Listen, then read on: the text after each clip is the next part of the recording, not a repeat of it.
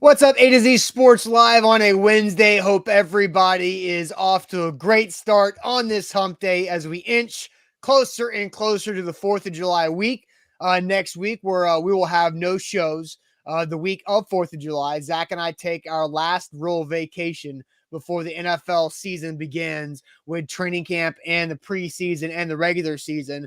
So we're going to have a great finish to this week. Jack Gentry in for Zach Bingham again today. Zach is traveling back from Dallas after a quick to and from trip to help our Dallas market out this week. We had a new employee that we're onboarding this week in Dallas, so Zach taking care of that. But glad to have Jack along with us to talk Titans this morning. And this is coming from an NFL analyst who had something interesting to say about rookie quarterback Malik Willis. And I'm excited to have this conversation. This happened last night on NFL Network's Total Access show, where Brian Baldinger had an interesting comment about Malik Willis. We'll play that video for you guys throughout the beginning of this morning show. Let us all react to what Brian Baldinger thinks about Malik Willis and how the Titans could use him, maybe in a special package. So we'll dive into that. Are you for or against the Titans using Malik Willis in a special package this season?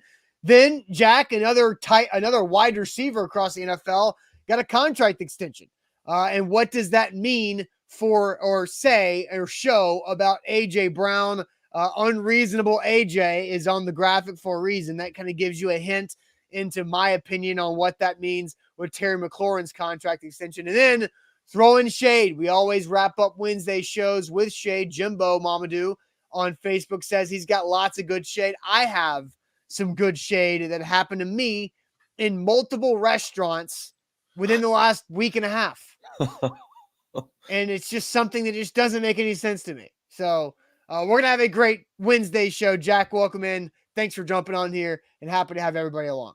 Throwing shade. I love being a part of throwing shade. And guess what? I get to dodge the magic bucket tomorrow. I finally got the good end of the stick this week. Yep. But Austin mentioned it. Special package with Malik Willis. I mean, that's an interesting conversation. I can't wait to have it and see what you guys think about it. But while you guys are filing in, if you're watching on Facebook, make sure to share the show.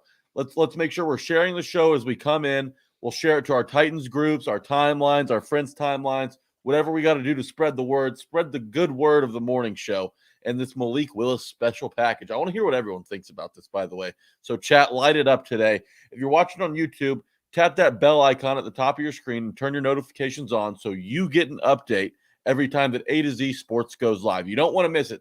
We have the morning show. We got Buck Rising in prime time. It's top tier content, so make sure you have your notifications on. If you're watching on Twitch, go ahead and copy that link and send it in any of your Titans groups, right? Because I know you guys are looking for a way to pass the first hour of your workday today. So do it with us. Spend your workday with us, at least your breakfast with us, and we'll get you rolling for the rest of the day. Hopefully fire you up, give you some energy. But make sure we're sharing the show, doing our job. And Austin, let's get into this special package. Yeah, let's do it. Let's get it started officially. Welcome into A to Z Sports, powered as always by the BetMGM app. I'm Austin Stanley. He is Jack Gentry in this morning for Zach Bingham.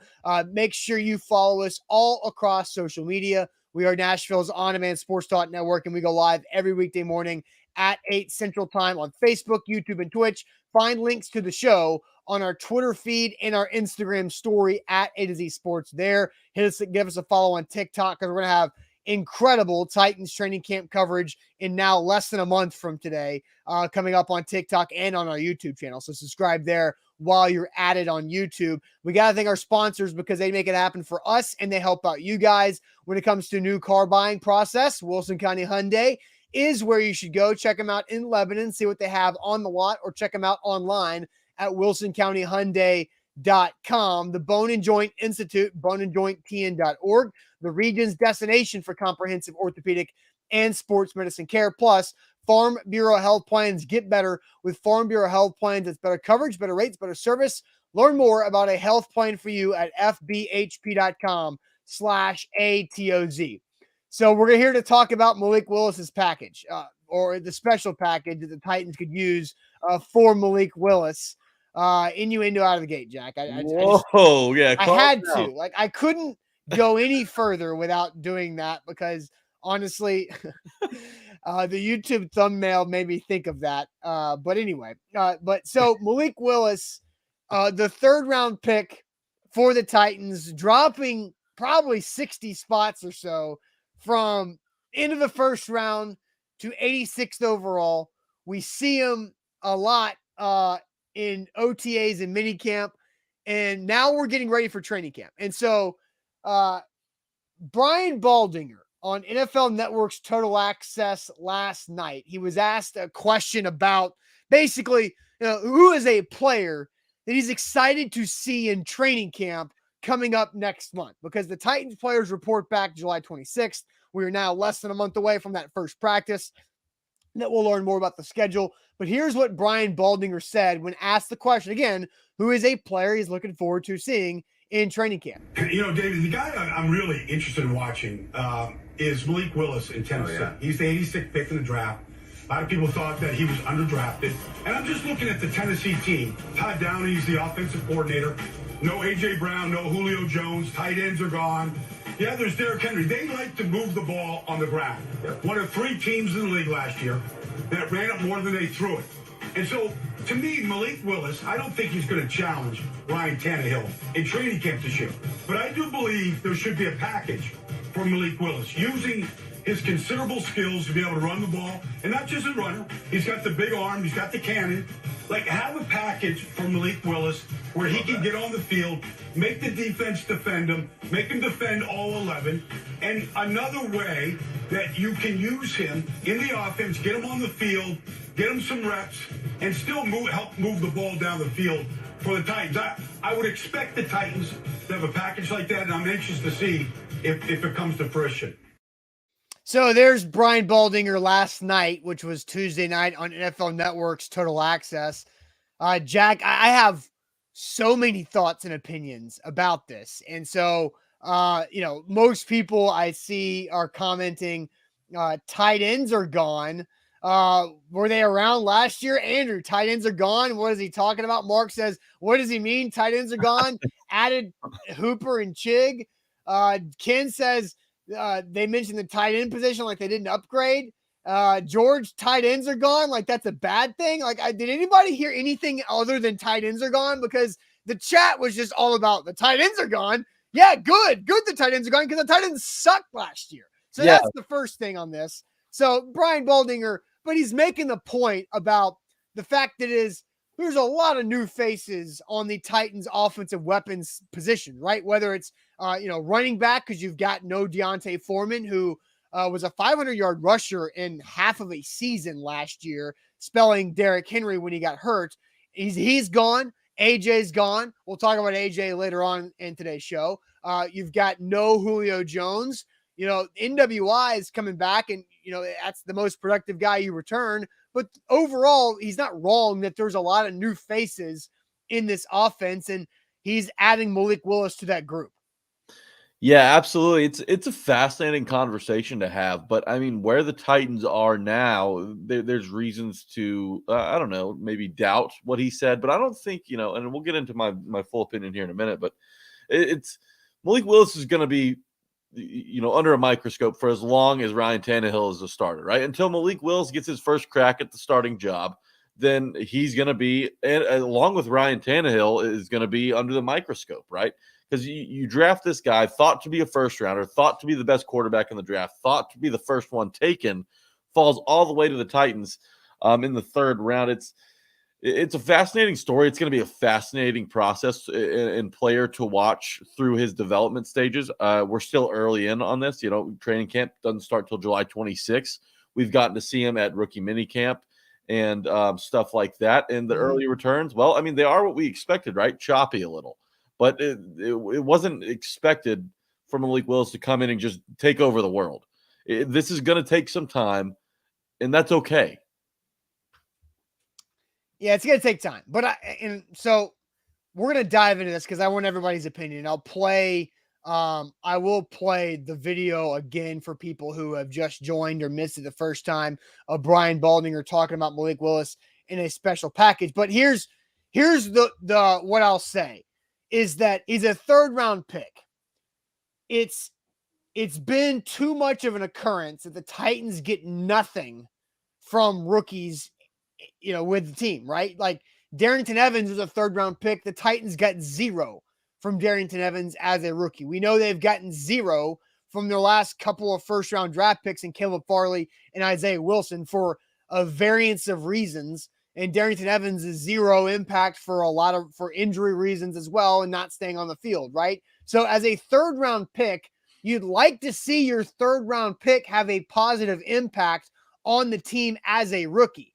Now, it is a lot different when that 3rd-round pick is a quarterback compared to the 3rd-round pick being an offensive guard in Nate Davis, who started a dozen games for you as a rookie. You hope, now they had 2 3rd-round picks this year, so you hope Nicholas Petit-Frere can be somewhat of a positive impact, whether it's at that 3rd swing tackle position or whatever that might turn into. So you want positive impact from your 3rd-round picks. Like rounds 1, 2, and 3, those guys should be able to help you in their rookie seasons. Now, Malik Willis is different. Quarterback position is different. So let's go ahead and ask this question to everybody, and then I'll play the video again. Are you for or against the Titans using Malik Willis in a special package this season? Are you for or against the Titans using Malik Willis in a special package this season? We'll play the Brian Baldinger clip another time. But first, let me tell you guys about Farm Bureau Health Plans. I feel like Zach Bingham and Jack Gentry got special packages when it comes to their Farm Bureau Health Plans health coverage rates, because the coverage, the rates, the service treat you like you are truly special. But they do that for everybody. And they've got a lot of convenience with this too. 200 locations or more across the state of Tennessee, and a bunch of different ways you can get a hold of Farm Bureau Health Plans when it comes to improving your health coverage. Because you can get in touch with them via the website, via the phone number. You can go into one of those 200 plus locations. You can Zoom with them, phone call, whatever it might be to get you on track. And they truly do have great customer service. Farm Bureau Health Plans has been around for over 75 years for a reason, because of how they treat Tennesseans. So become part of their family, just like Zach and just like Jack, at fbhp.com/ATOZ. Hey, while we're into joining all these different families, join the BetMGM family. Download the BetMGM app, use promo code A2Z200. And for new users, if you put a $10 moneyline wager down on any MLB game today, then you'll win $200 when either team hits a home run. They're giving you a free $200 on BetMGM as long as you use our promo code A2Z200 for a $10 moneyline wager on any MLB game in action tonight. And you'll take home $200 when one home run is hit in that game. The Braves take on the Phillies. Matt Olson had a couple bombs last night. Diarno hit one out as well, and a big win for the Bravos. Maybe that's where you go. Ranger Suarez is on the mound throwing meatballs. Go Braves. Bet on the Braves. Put a $10 moneyline wager down on the Braves game or any game tonight. That turns into $200 with one home run, as long as you're using our code A2Z200. That's right. Visit BetMGM.com for terms and conditions. 21 or older, Tennessee only, new customer offer. All promotions subject to qualification and eligibility requirements. Rewards issued as knowledgeable free bets or credit. Free bets expire in 7 days. For problem against support, call Tennessee Redline 800-889-9789. Okay, so Brian Baldinger yesterday on NFL Network's Total Access. We'll play the clip one more time. But the question we're asking you guys, and I'll send Jack to the chat here in a second, but are you for or against the Titans using Malik Willis in a special package this upcoming season? Here is Brian Baldinger on NFL Network. David, the guy I'm really interested in watching is Malik Willis in Tennessee. Oh, yeah. He's the 86th pick in the draft. A lot of people thought that he was underdrafted. And I'm just looking at the Tennessee team. Todd Downey's the offensive coordinator. No A.J. Brown, no Julio Jones. Tight ends are gone. Yeah, there's Derrick Henry. They like to move the ball on the ground. Yep. One of 3 teams in the league last year that ran it more than they threw it. And so, to me, Malik Willis, I don't think he's going to challenge Ryan Tannehill in training camp this year. But I do believe there should be a package for Malik Willis, using his considerable skills to be able to run the ball. And not just a runner. He's got the big arm. He's got the cannon. Like, have a package for Malik Willis where he can get on the field, make the defense defend him, make him defend all 11. And another way that you can use him in the offense, get him on the field, get him some reps, and still help move the ball down the field for the Titans. I would expect the Titans to have a package like that, and I'm anxious to see if it comes to fruition. All right, so Jack, I'm going to send you to the comment section in the chat. What are they saying? Are they for or against using Malik Willis this type of way? It's a pretty divided chat today. Ah. Kyle says for. Nav and Xavier both say against. Apollo and Steven, along with Leo, all check in with for. Steven goes against. Eric Castillo says for. Aaron Goff says against. Tighten Up says against. Omar says for. Guy Man, all for it. Nate's burner, he says for. Devin K, for, but not at receiver. LOL. What the hell? Well, so like Brian Baldinger's point was to help the running game, right? Because the Titans were one of 3 teams that ran the ball more than they passed last season. And again, that's one of the 3 teams without Derrick Henry. They still ran the ball more than they threw. Yes, you're right. And Travis says for as long as it doesn't affect consistency. Against says G-Man. Quit trying to be cute.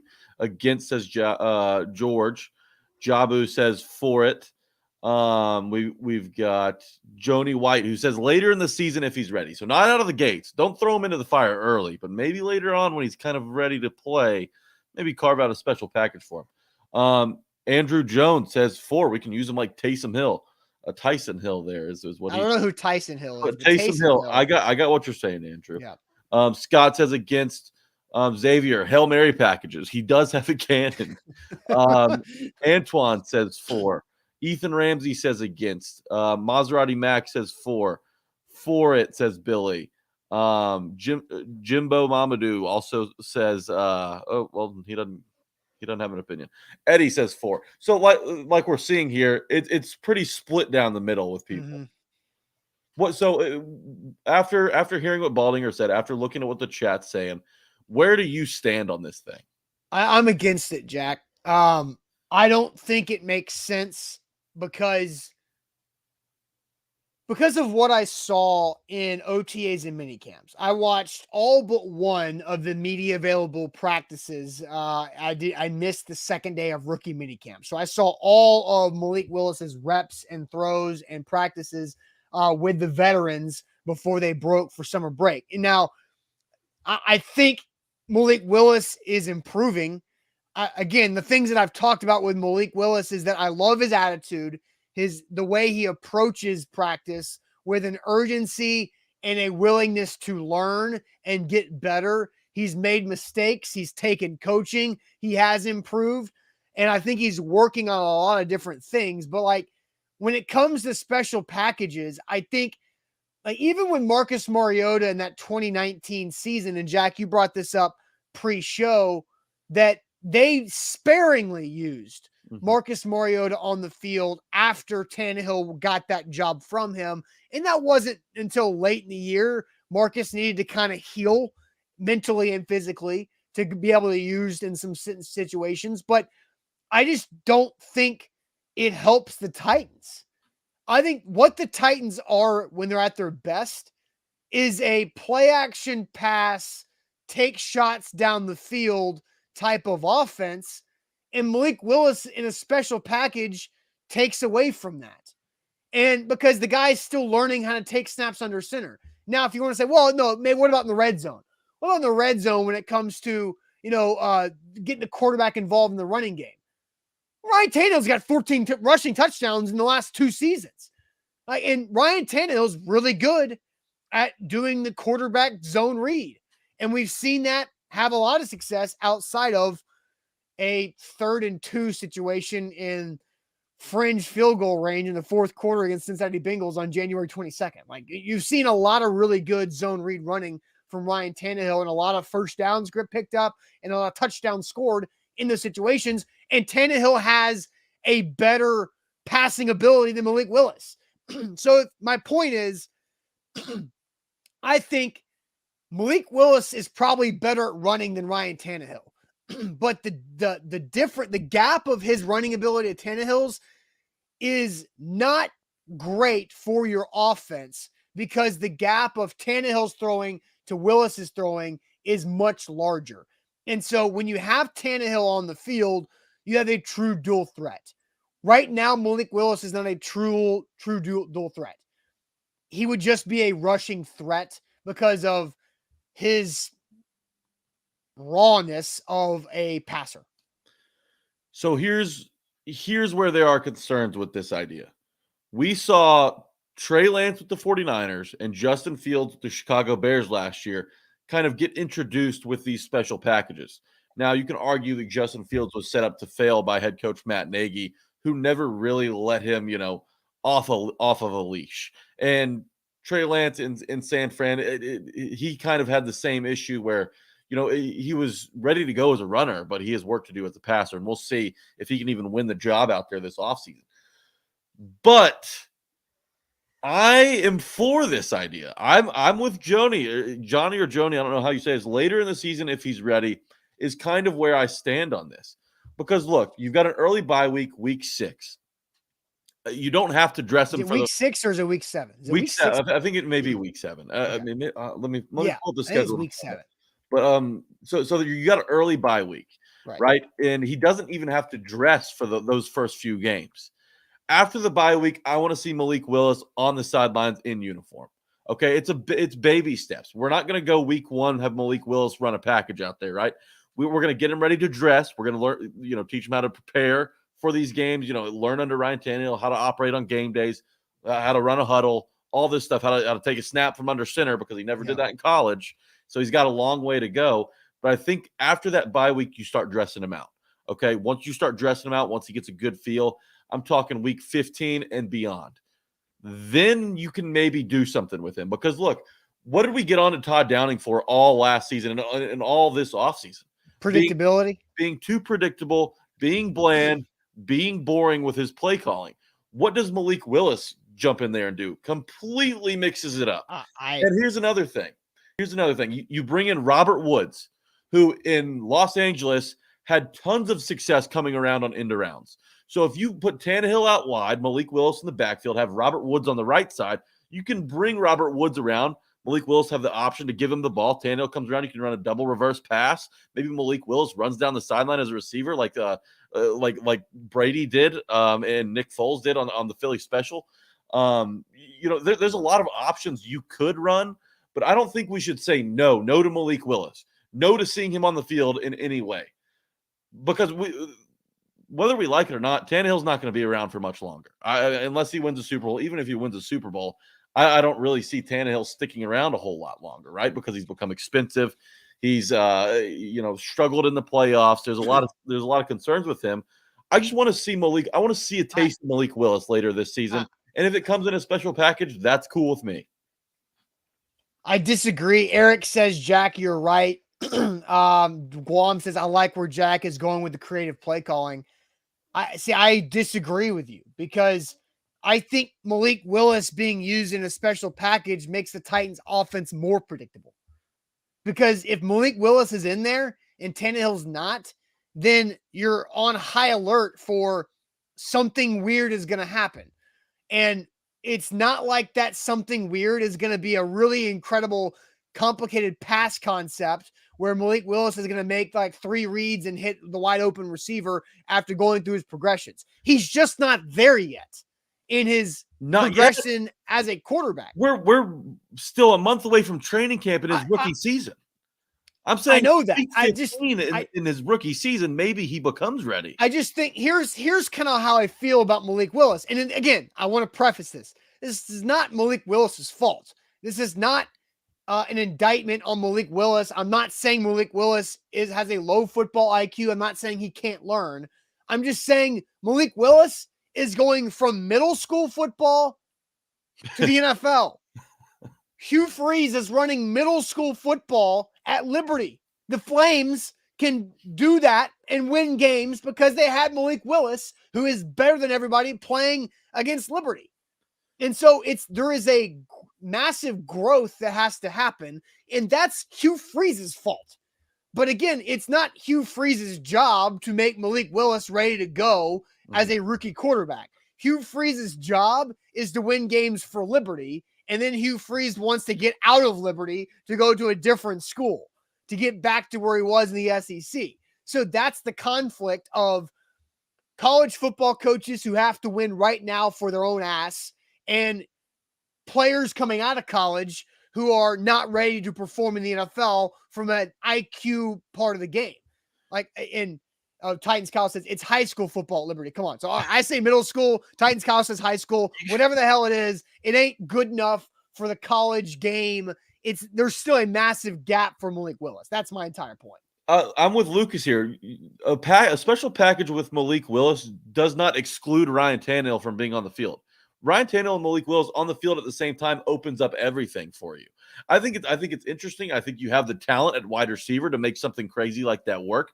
Robert Woods, Kyle Phillips, another guy you could send in motion to throw defense out of whack.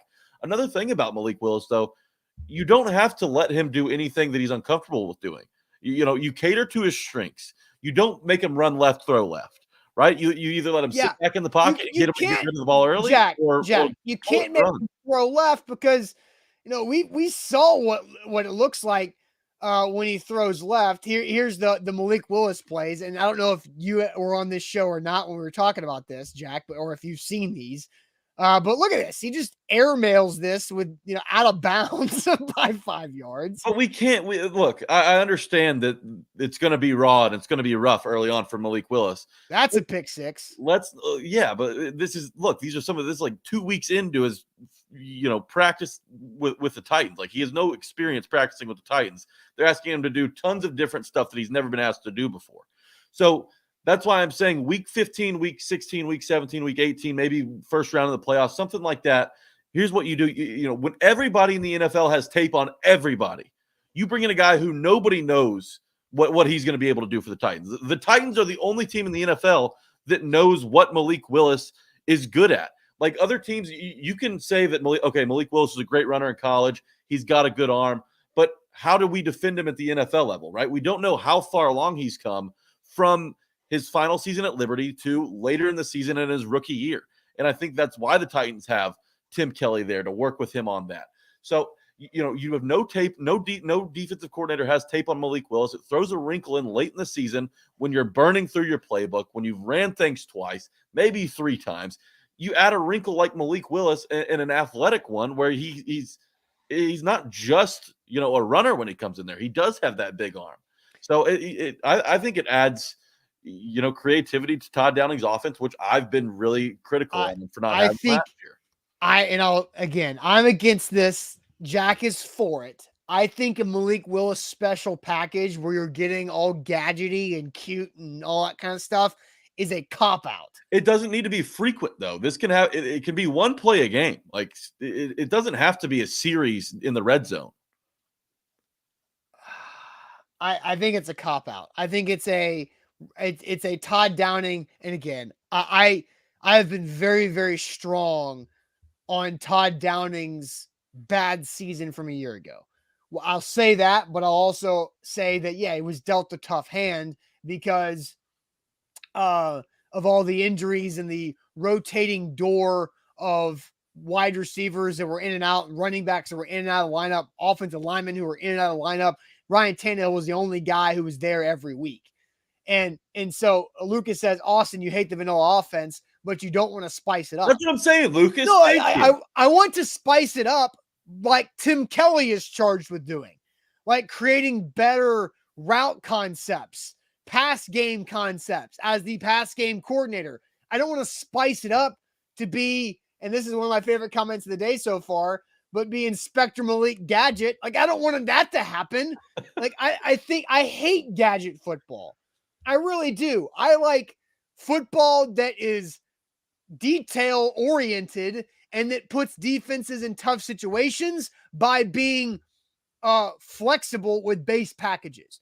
That's why I'm so high on the Titans tight end group this year, because Austin Hooper and Chig can be on the field. They can be 2 tight end sets, or hell, those 2 guys can split out wide. You can have 4 wide looks, but it's the same personnel. That's where I like football to be, when you have a versatile personnel, and Malik Willis right now doesn't give you that because of how much he needs to grow in the league.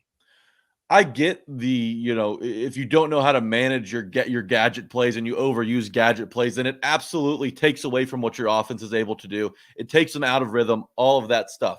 But if you use it in moderation, if you use it just a couple times, I'm talking about 2-3 plays max in the last 5 weeks of the season.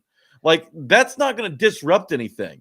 That's going to give you another option. That's going to keep the defense on its heels, have them guessing. And if it works, it works. You're getting the most out of your roster. I mean, you got Malik Willis sitting over there. He's not just an average backup quarterback, right? He can do things at the NFL level. Right now, he's not a backup quarterback. I know he's not. I know he's not. Right now, he's QB3. Austin, I said that after the bye week, he then can start dressing out. It's a baby step process. He's not gonna open in week 1 as the backup. He's not gonna take snaps in week 1. This is something that happens in the last month of the season or early on in the playoffs. It's just a couple of plays. We're not rolling him out for full series. All right. So I don't disagree with what you're saying on the timeline of these things, right? I do think I'm going to count on Malik Willis being inactive for the first month plus of the season, unless something happens, obviously, right? I do think that bye week is interesting to see where Malik Willis is at. And then is he going to be active? Because now, if you're going to have him active on game days, he has to prove so much to you that you can have Woodside inactive, right? Because you only get 46 guys to dress out on a game day, right? So are 3 of those guys going to be quarterbacks? And then you have to have a kicker, a punter, and a long snapper. So now you're down to 40, and you have to have eight offensive linemen minimum. So now you're down to 32, right? Those numbers shrink real quick. And so now you've got 32 guys to fill out your offensive skill positions and your entire defense. And that's, and as Jimbo says, for 1 or 2 plays, right? I think it's for my. That's what we're talking about, though. We don't want Malik Willis to, start at the Titans 20 and manufacture a scoring drive in the fourth quarter. Like that's not what the Titans need to be asking out of Malik Willis. But again, having Malik Willis active is going to make who inactive. So now somebody else is having to play extra. Logan Woodside goes to inactive after. And so now and so now you're putting yourself in a situation where if something does happen to Tannehill, you got to throw him out there for the entire game. That's okay with me, as long as it comes at like halfway through the season when he's ready, when he's adapted. Logan Woodside, you know what you're getting out of him. Defenses know what Logan Woodside's going to do. It's nothing. He's going to hand the ball off to Derrick Henry and pray to God that Derrick Henry can bust a long run. Logan Woodside is not going to win you any games out there, and for as long as he's been on the Titans roster, I think Titans fans have only seen 3 good preseason quarters out of the guy. So what's wrong with Malik Willis and Logan Woodside? I know that Malik Willis still has a ways to go in his development, but let's be honest about Logan Woodside. He's not adding anything if Tannehill. Yeah, but he is right now. Logan Woodside is so much further ahead than Malik Willis. And again, we still got 4 months before the Titans players show up, or 4 weeks before the training camp begins. So yeah, he's got a lot of opportunity to improve really rapidly. Yeah, and Ethan Ramsey, good comment from Ethan Ramsey. If you run the Willis package, you won't need a punter. That's right, because you're going to be in the end zone, Ethan Ramsey. Have one of your best players also in street clothes too, in Brett Kern, right? That's how you do it. That's a good comment, though. That's funny. You made me. And I will say this too, because another comment came up for one of these. I want to make sure I find it. God, where did it go? Where did it go? Oh no, I'm not going to be able to find it because it was important that I wanted to bring up. I gotta find it. And here's okay. I got it. I found it. Nicholas, Derrick Henry has a wildcat package that has been very effective. That's not going anywhere. Wink. That wildcat package is going to be implemented. Mm-hmm. And so now, what are you doing here? Now, are you trying to have a Malik Willis gadget package and a Derrick Henry gadget package? Because Tannehill and Henry on the field, and then Tannehill motioning out as a wide receiver right before the snap, defense has to react to that on the fly. Malik Willis running in from the sideline gives the spotter with his binoculars up there and say, oh, here comes number 7, sub package. We need more DBs, right? That happens. And so, but if you just have Tannehill and Henry in there, that binocular situation doesn't happen, and now you motion, and now it's like, oh crap, now what's going to happen? Everybody alert, right? And then you go there. Yeah, but the king cat really only happens, within 3 or 4 yards of the end zone. That's where it should happen, right? Because Derrick Henry, can get those tough yards down there, and asking him to throw a 5-yard pass to a tight end in the end zone isn't asking a lot out of your running back. But and that's a package that they've gone to.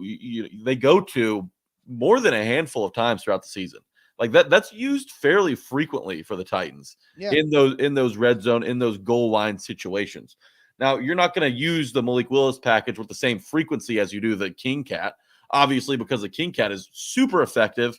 It opens everything up for the Titans offense.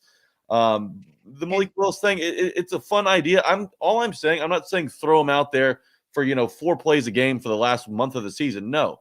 I'm saying I'm open to the idea of seeing Malik Willis on the field with Ryan Tannehill, and then you get to really utilize Kyle Phillips, Robert Woods in an end-around situation where you've got the defense going back and forth, and maybe something's open down the field.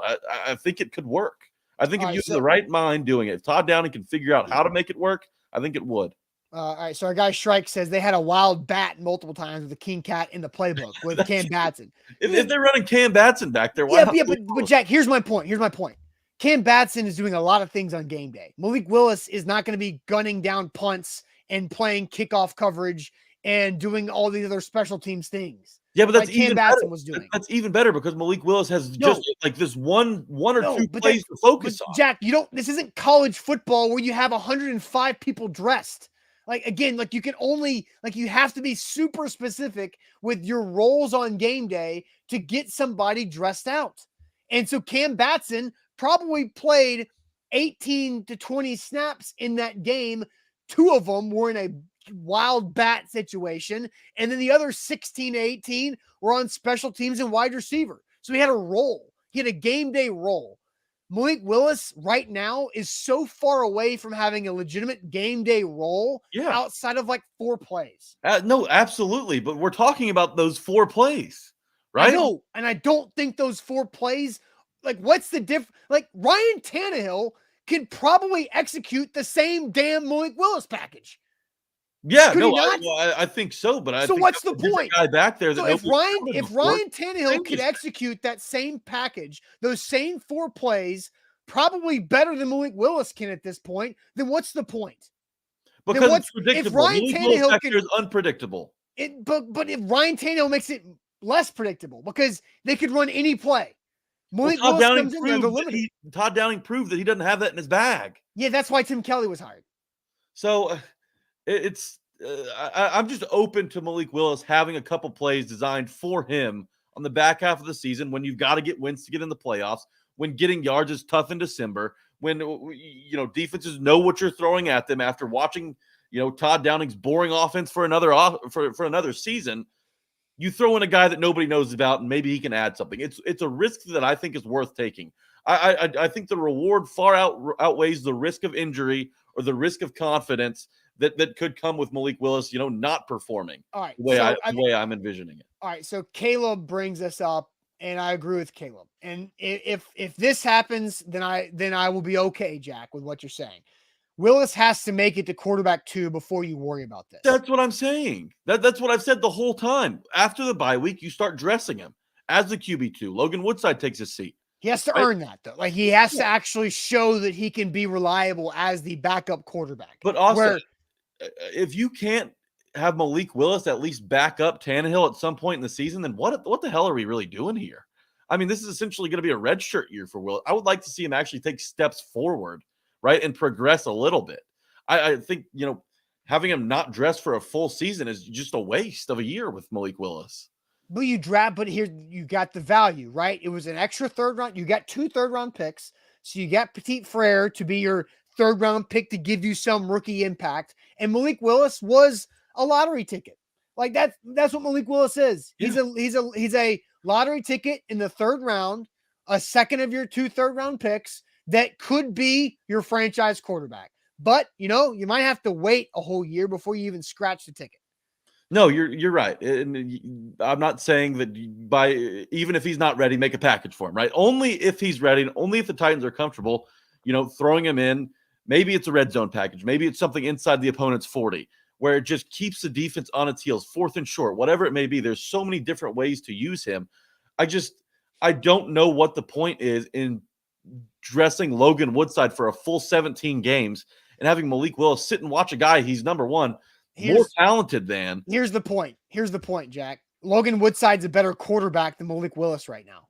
And this is before training camp. Like I know that. We've got to logically Jack, assume I'm trying to tell you he's going to be there. I'm trying to tell you that months of the season. It's not like it's a competition right now. It's like very clear. It's very clear. Tannehill, Woodside, Willis. Yes, the training camp is a month away. Of course, it's that structure. Of course, it is. Like it shouldn't be anything else right now. But we've got to be able to project Malik Willis to at least crack the QB2 role at some point in this season.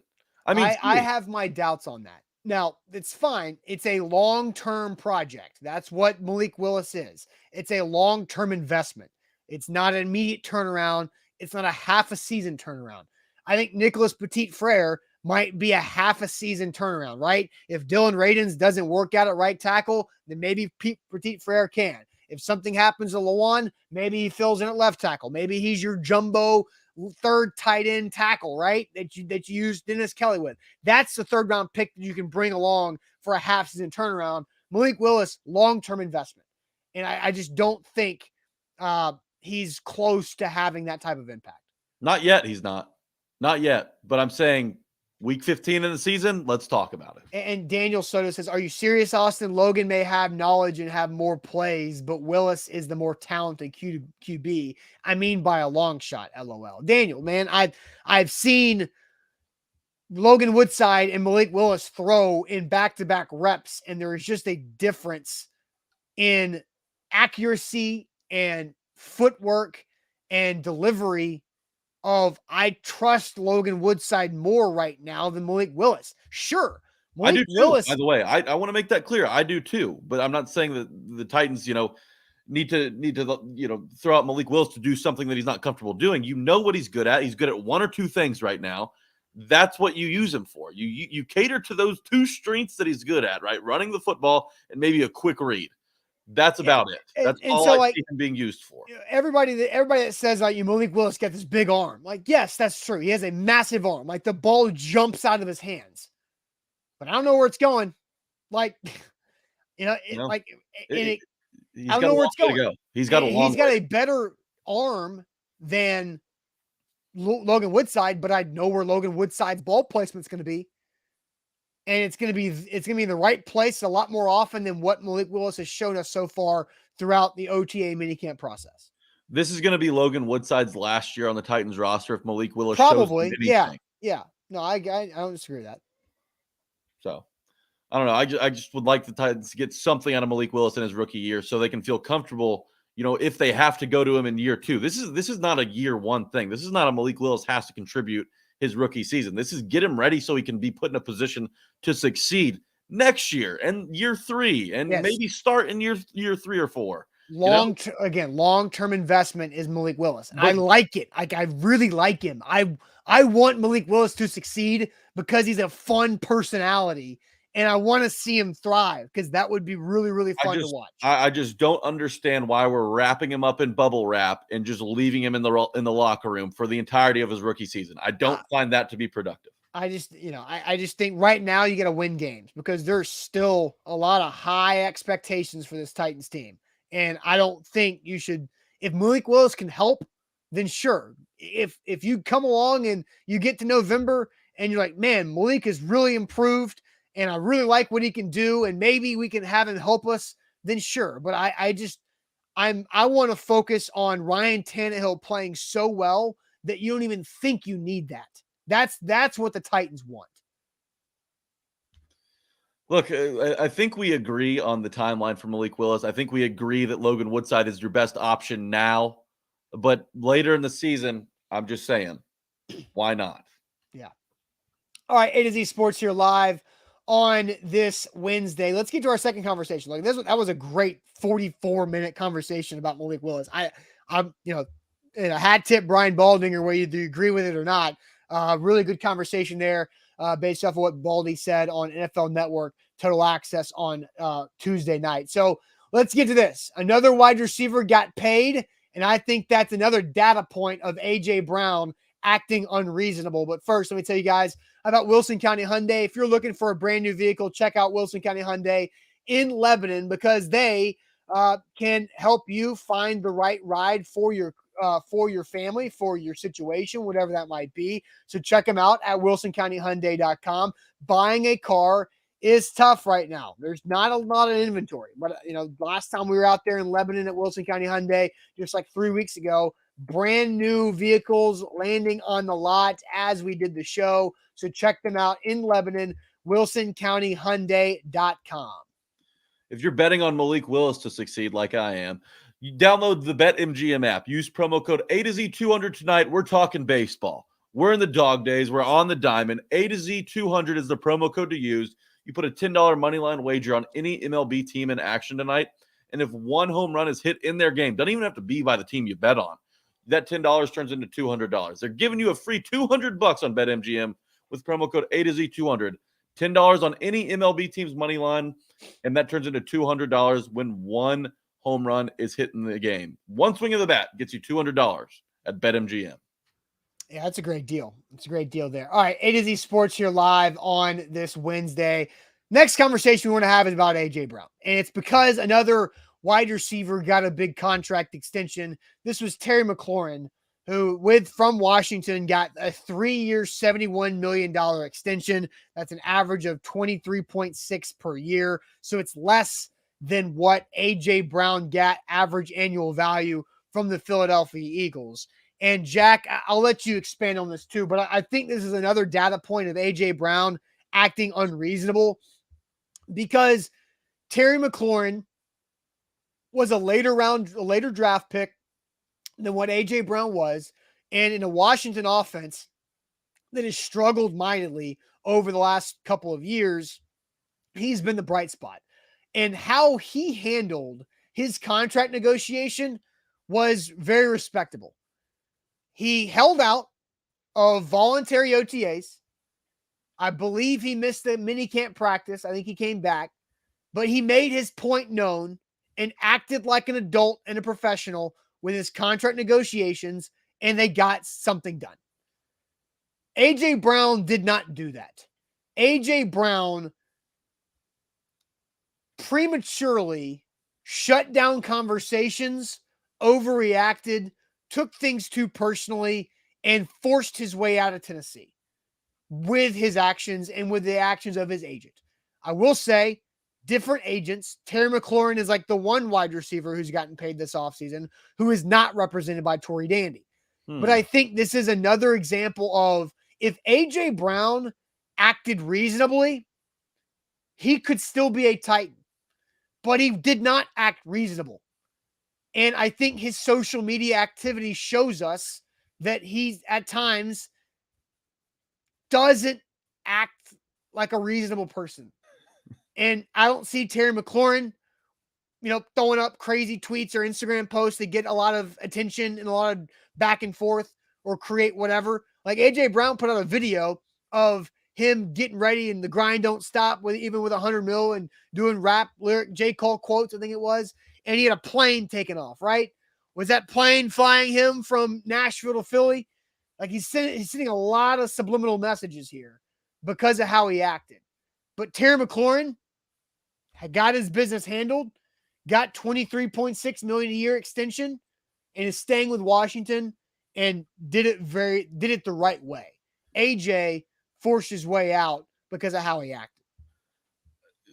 Props to Terry McLaurin, and honestly, props to Washington. Finding Terry McLaurin in that draft as late as they did was an absolute steal. And by the way, how many star receivers are there in the NFL that act like this, that keep their head down, they just focus on their craft, no social media, blowouts, no true contract disputes, no holdouts, anything like that?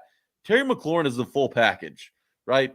And seeing how he went about handling his business and getting paid versus how A.J. Brown did it, who, didn't hear what he wanted to right off the bat, kind of panicked and threw a tantrum, and now he's in Philadelphia playing for a team that's won double-digit games just once since 2015 with a quarterback that's unproven, just got blown out in the playoffs.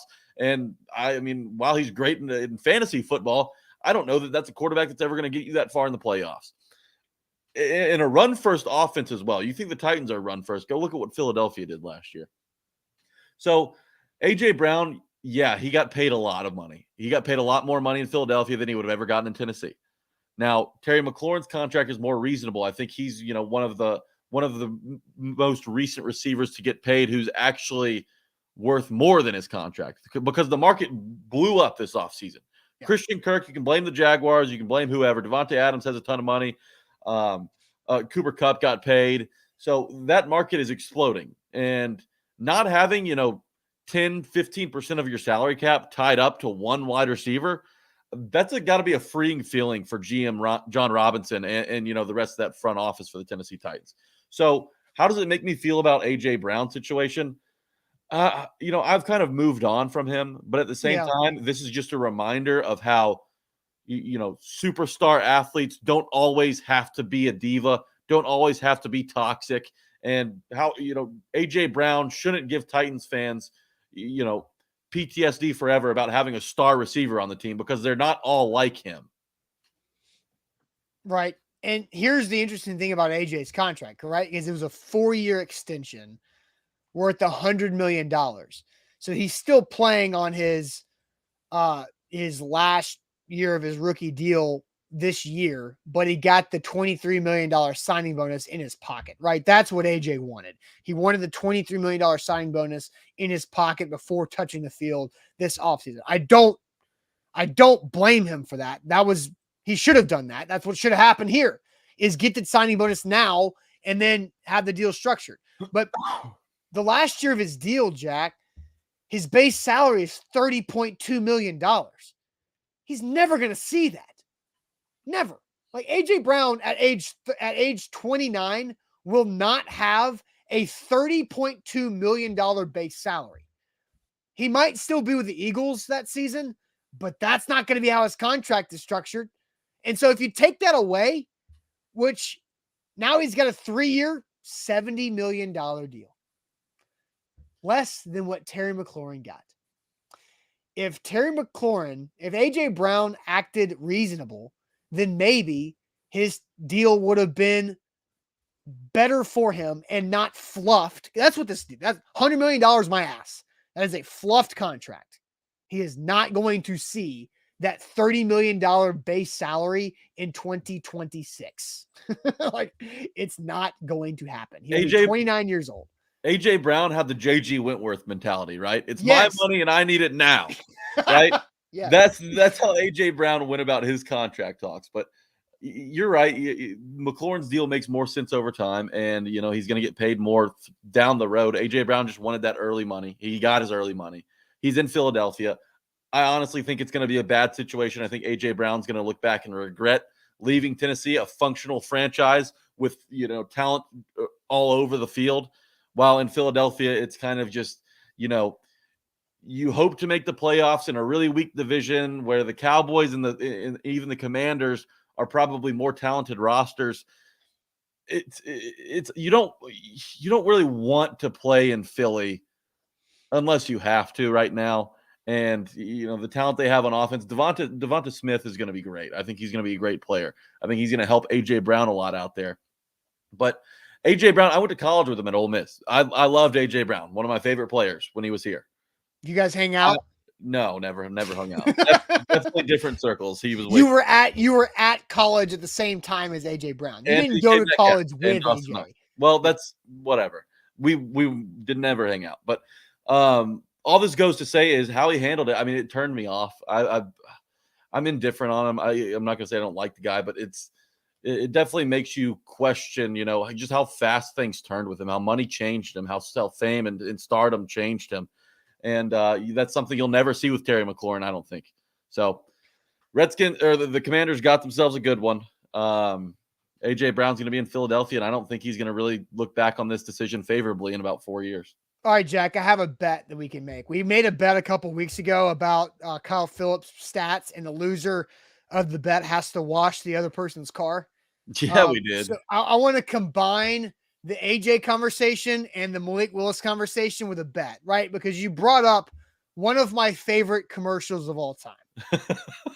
The JG Wentworth commercial. JG Wentworth. Everybody knows the phone number because we had people comment it, the 877 cash now, and everybody knows exactly what that is. And it's my money and I need it now. All right. We disagree on the Malik Willis special package thing, right? Mm-hmm. Let's do this. You want to set an over under at 1.5 Malik Willis touchdowns scored? No way, dude. What, 2 touchdowns? That's a ripoff. I thought you were going to say 1.5 snaps. Snap. Okay, how about a half touchdown? Do the Titans score a touchdown on a Malik Willis special package? That's still asking so much, though. Because he's certainly not going to have a snap within the first half of the season. Okay, it's just and Malik Willis doesn't have to score it. Do the Titans score one touchdown with Malik Willis special package play? With Malik Willis on the field, do the Titans score 1 touchdown? You're getting in a better special into that, package though. play, like not like if like an injury happens and he's starting or he's playing, that doesn't count. If it's a 1 touchdown, the Titans score on a Malik Willis special play. If Malik Willis is on the field and a touchdown is scored, then I win. No, one of the 11. It cannot be like. But if it's a reverse and he doesn't, he's not the passer or the receiver. Yeah. He doesn't have to score it. He doesn't have to throw it. He doesn't have to run it. But if it has to be like the special package, it can't just be like because Tannehill's hurt or the Titans are beating the Jags by 25 and Malik Willis is in there, right? Okay, I'll do that. See what I'm saying? Malik Willis special package touchdown. Yes. Okay. What Loser, and we'll film this, has to go in downtown Nashville on a busy what's the fifth and Broad complex? Oh yeah, the food court area. Yes. You have to stand on the balcony and scream out over Broadway. I don't want to make a scene. It's my money and I want it now. Okay, I can do that. Maybe get. All right, are you in on this? Yeah, I can do that. Okay, that'll be funny. Yeah, by Bridgestone Arena. So like super busy. Okay, let's do it. I don't care. It doesn't bother me. It's my money and I need it now. I'll grab a bullhorn and get up there and do it if I have to. But you've got to do the same if Malik Willis. No, yeah, if it happens, then yeah, and the punishment is not that bad. No, the punishment's just fun. Like I do think it's hilarious because people will see it. People will see it and hear it and laugh, and we'll make it content. I think you should also have to. The loser should also have to buy a JG Wentworth shirt. Just to kind of, I don't even know if JG Wentworth has swag, man. Like, I don't know if they have. I bet they do. At jgwentworth.com/merch. I don't know if that's something that's available. Okay, I like the bet. I'm in on it. Malik Willis. There's going to be a Malik Willis package that results in a touchdown this season. All right. I'm in. All right, all right. Sounds good. Virtual shake. Virtual shake. We're gonna have too many bets to keep track of. No, just 2. That's 2. I think it's totally fine. Okay. All right. Let's wrap this puppy up with throwing shade. So far been a fun show. Time to throw shade. I've got shade. My shade has happened to me in multiple restaurants to me over the last 10 days. And I don't understand it. But first, let me tell everybody about the Bone & Joint Institute, boneandjointtn.org, the region's destination for comprehensive orthopedic and sports medicine care. Whenever you get hurt in life, nowhere to go. Look, I got hurt. I got plantar fasciitis, and I got my new foot sock sleeve in the mail yesterday and today. In about 3 hours, I'm heading out to Bone & Joint Institute so Dr. Jeff Watson can give me a steroid shot to have me enjoy my beach trip next week without dealing with my plantar fasciitis walking on the sand. So I'm very thankful for that. I'm thankful for how quickly the Bone & Joint process has been. It's been awesome. And I was texting Dr. Jeff Watson this morning. Hey, I'm coming around 12:30. See you soon. He hit me back. See you later on today. And that's the type of customer service and community that they build with the Bone & Joint Institute. Boneandjointtn.org is where to go. BetMGM is where to go if you're looking to make it free to $100 today. Use promo code A to Z $200. Put a $10 money line wager down on any MLB team in action today and turn it into $200 when one home run is hit in that ball game. Doesn't even have to be by the team you bet on. $10 on any MLB team in action, and the games are starting early today. There's one at 11, Milwaukee and Tampa kickoff. If you want to make $200 before lunch, go ahead and bet on one of these teams to win the game. And when one home run is hit, you get $200 extra dollars put into your account. It's an awesome promotion, but new users, you've got to use our promo code ATOZ200.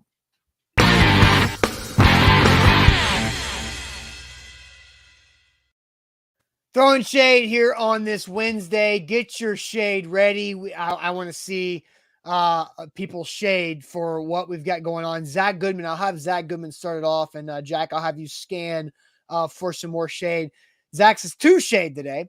Goes to Freddie Freeman. He knew his agency group was going to screw him, and he did it anyway. Glad he got rid of them yesterday. So you are a big Bravos guy, right? So catch me up on that because I don't care about the Atlanta Braves. Freddie was really upset. He was way more upset than I thought he would be at this point. You know, coming back to Atlanta, he spent about 15 years there, cried in the press conference before the series started, fired his agent. There's a lot of rumors that his wife and his agent were kind of the driving forces in his move to LA. There were Los Angeles ties with them, and Freddie's out there now, and it doesn't feel right now. Freddie's still clearly upset by what went down. I think maybe he found out some extra details because the Braves originally, it was reported that they didn't reach out to Freddie, right? They didn't really give Freddie a chance. They kind of had moved on, knew he would be too much, more than they were willing to spend, and he was hurt by that. But after a series in Atlanta, maybe he sat down with some people, talked to some people, figured out that may not have been the truth. And his agent may have been crossing him the whole time. I don't know. I'm not here to start conspiracy theories, even though I kind of just did. But it doesn't seem like Freddie's happy in LA. Yeah, that's true. All right, so Titans Kyle says it took him 30 seconds to find a JG Wentworth shirt. He's DMing you guys the link right now. All right, so there we go. So not only adding to the bet, you have to be wearing the JG Wentworth shirt while you screen on the balcony at 5th and Broad over Broadway. It's my money, and I need it now. I love it. Ties the whole look together. It sure does. All right, let me go through the chat here. Hit us up in the chat. We've got, let's see, where's the shade start? Shade on Michigan and their recruiting. Harbaugh said it's transformational, not transactional. And now their highest rated player just decommitted, and they are 55th behind the mighty Vanderbilt Commodores in recruiting. Oh, God. You don't want to find yourself behind Vandy in recruiting. Look, that's bad for Michigan to be 55th right now, but, it's June 29th. It's not how you are in June 29th. Remember, Jeremy Pruitt, once upon a time in June, had the #1 recruiting class in the country.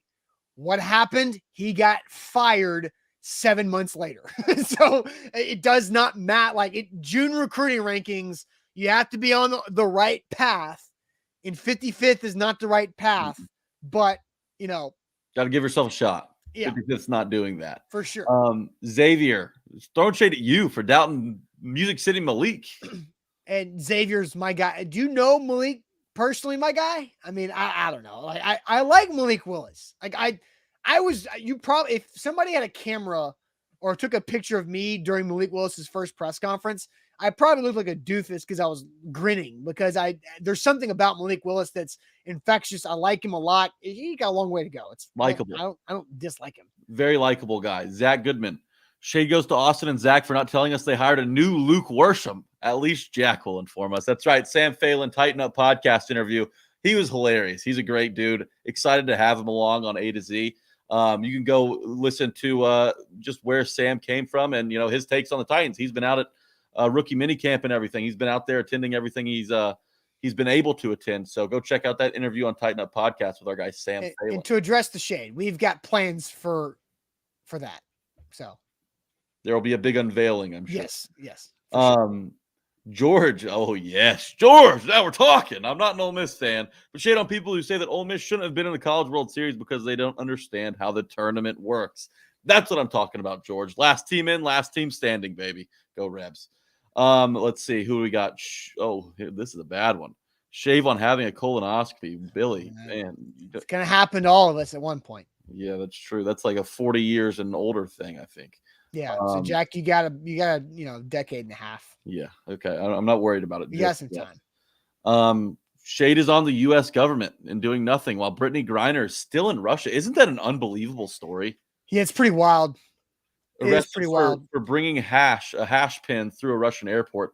Essentially a political prisoner right now in Russia. Yeah. G-Man, shade on most fast food places that cater to food delivery peeps while I'm waiting at the counter for 7 minutes just to be acknowledged. Take my money, damn it. That kind of takes me to my shade. I do want to answer Juan's question. He said, "What happened to Luke? Does he need a T-shirt from the new sponsor?" So, no, Luke. Look, Luke worked with us for 4 years, and Luke did a killer job. It was awesome, and he graduated college in May and wanted a different career path, which is totally fine. And so now Luke's got a new job and is going in a different career path. He, told us, and I think he told you guys in the Tighten Up podcast that. He's kind of got a little burnt out by covering the Titans the last 4 years and kind of going through that, wanted a different challenge, which you respect. And so love Luke. Luke did a great job. Wanted to do what I could to help Luke get whatever new job he has next. So that's what happened to Luke on that for those who missed that. But yeah, so now Luke's got a new job. I believe he starts soon. All right. So Jack, my shade is on restaurants and waiters who fail to keep drinking glasses full.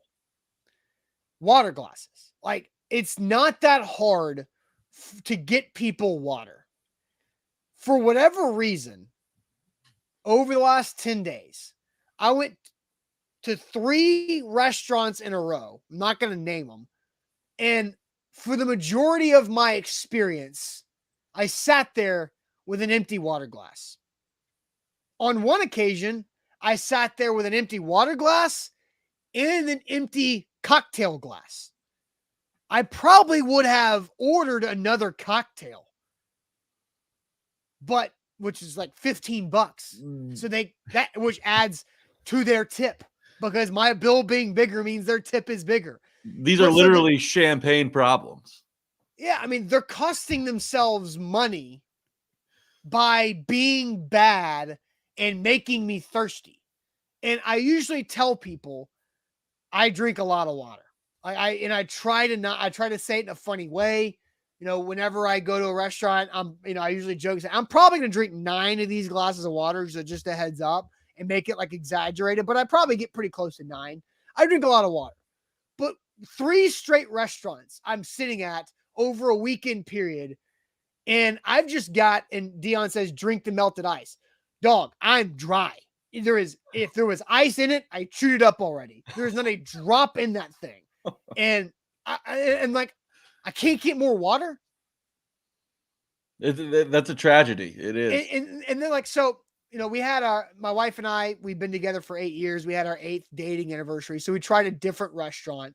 And at one of these things, this is one of the 3, right? I had empty cocktail glass, would have ordered another one, and I had an empty water glass, just parched. And afterwards, we're like, we got to go get drinks somewhere else. And so we left that place instead of staying there for drinks after our meal to go to our favorite place that we know we're going to get good customer service and say, we're going to go here and have our night be better served. And we went to our favorite place, the people that we know, they know us. And my glass never got a quarter away from being empty. That's tough. Aren't you supposed to drink like the right amount of water to drink is half your body weight in fluid ounces? I heard that somewhere. Yeah, I mean, I probably drink close to my full body weight. Okay. I drink a lot of water. You're hydrated. I'm like Kobe Bryant was a volume shooter. I'm a volume drinker. I drink if it's in front of me, I drink it. No, it doesn't matter if it's water. I don't drink coffee. I don't make up. If I made a pot of coffee, I drink the whole damn thing. Oh my gosh! But I've probably had close to 60 ounces of water today. I'm with MB. I think this could be a user error. You got to ask the guy, hey man, can I just bring a pitcher because I'm gonna drink all of your water. No, I mean, but at some restaurants, yeah, they have like the glass little refill thing, but at some fancy restaurants, they don't have pitchers. They're just not gonna put a pitcher of water out there.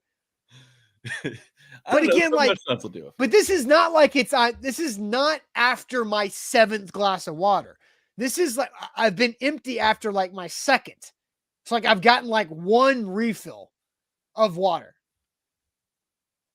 It's just been bad. It's like I ran Think into it's three BYO bad services in a BW row. situation. Bring your own bottled water. Yeah, I might have to. All right. Well, my shade this week is in George said it earlier. It's going to all of the people, the haters and doubters and losers, mostly Mississippi State fans, that doubted Ole Miss's ability to win the College World Series. It was a Cinderella story backed by Tim Elko, who last year dominated the SEC on 1 torn ACL. Mike Bianco, who should have been fired 2 years ago, and definitely halfway through the season after almost getting run ruled by SEMO at home. Somehow, man, we talk about a cockroach, a guy who just won't die. That's Mike Bianco, and now he's done enough. He's never going to get fired at Ole Miss now. So it's kind of a blessing and a curse. Although I think Ole Miss fans will trade the 20 years of misery before this national title and the 20 years that are soon to follow this national title that will also be miserable for that one national title. So Ole Miss did it. They climbed the mountaintop a year after Mississippi State did it. Mississippi State fans couldn't even enjoy the national title. They had to hand it straight to their rival Ole Miss. And it's almost like it's erased for Mississippi State fans. I guarantee that there's no thing they hate in the world more than Ole Miss's success. So my shade this week goes to all the haters and losers in Starkville, Mississippi, who doubted the Ole Miss Rebels and who had to give that trophy to the Ole Miss Rebels. They didn't actually give it to them, but, the torch was passed. Ole Miss is now the defending champs and will be for the next 360 days. There you go. There you go. Solid shade there, Jack. All right, guys. Had a great Wednesday show. Really, I think this is a really solid show with a couple of the topics that were really interesting. So appreciate it as always. Buck Rising live tonight, A to Z Sports Prime Time, 8 p.m. Central Time. Also, the podcast network, right? New Titan Up podcast out, Jack? New Titan Up podcast out. We had Caroline Fenton on this week. Okay. She got me fired up about Chigakonkwo. You guys are going to have to tune in to listen to what she said about Chigakonkwo and Austin Hooper. She had some great stuff to talk about. She's been out at the Titans facility watching mini camp and everything. So tune in for her perspective. And Austin and I also talk about, I think you guys would enjoy it, a head coach quarterback combo in an NFL Royal Rumble. Where do Ryan Tannehill and Mike Vrabel finish out in this? Chris Sims talked about it. We had to put a bow on it. Where do Ryan Tannehill and Mike Vrabel finish in an NFL Royal Rumble between head coaches and quarterbacks? It's a fun conversation. Tune in. I think you guys will like it. Yeah, Caroline's good. I like her. I was talking to her some throughout practices this past month or so. But anyway, yeah, so the A to Z Sports Podcast Network. Check that out. Titan Up Podcast out today. And don't forget, subscribe to the YouTube channel because we are less than a month away from Titans training camp where nobody else will have the YouTube coverage that we will have on our YouTube channel. So subscribe while you're at it. Like this video if you haven't yet already while you're watching on YouTube, because I guarantee we've got more current live viewers than we do have likes on the video. So check that hit that like button, subscribe to the channel right now, because you're not going to miss what we have coming up for this Titans training camp and the season coverage on our YouTube channel. So we'll see you guys later on. Have a great Wednesday.